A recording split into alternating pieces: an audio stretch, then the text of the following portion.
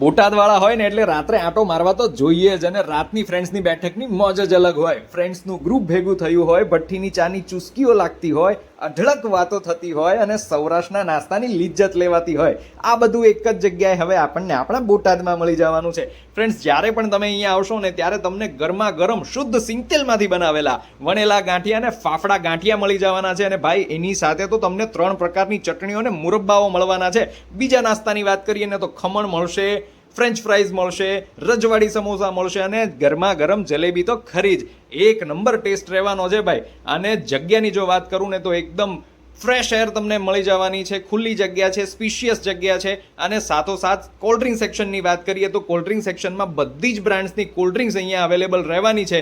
ટાઈમિંગ્સની જો વાત કરીએ તો ટાઈમિંગ આનું સવારના 5 વાગ્યાથી લઈને મોડી રાત સુધી રહેવાનું છે. અને લોકેશનની વાત કરીએ તો ફ્રેન્ડ્સ રિફ્રેશમેન્ટ આવેલું છે સૂર્યા ગાર્ડન રેસ્ટોરન્ટની એક્ઝેક્ટ સામે GJ5 ની બાજુ.